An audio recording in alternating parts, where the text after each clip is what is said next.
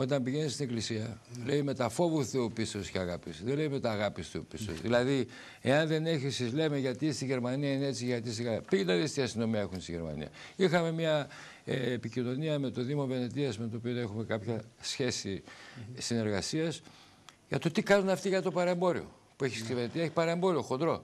3.500 αστυνόμους έχει μόνο ο Δήμος Βενετίας.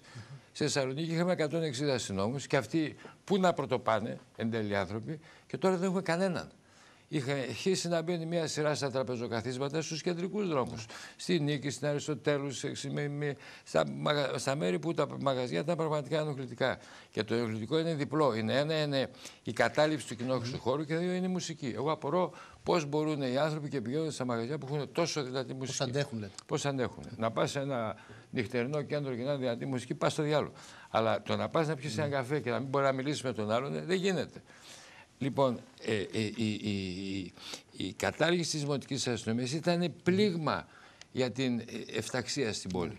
Άρα τώρα ο Δήμος δεν μπορεί να κάνει τίποτα. Δεν υπάρχει. Ο Δήμος ξεκίνησε να κάνει κάτι. Ναι. Κάναμε μια, ας πούμε, ερμηνεία των ελεκτών αυτών, οι οποίοι βγαίνουν. Αυτή κυρίως για τα τραπεζοκαθίσματα είναι. Μόνο για τα τραπεζοκαθίσματα. Δεν είναι για στάθμευση. Για στάθμευση δεν είναι. Τη στάθμευση είναι η τροχέα. Ναι.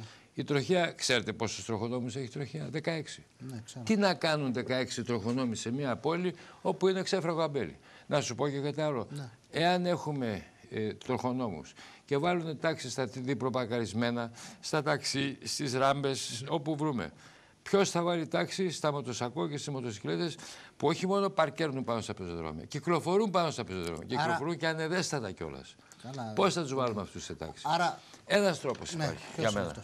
Η εκπαίδευση του κόσμου. Η υπομονή και η εκπαίδευση του κόσμου.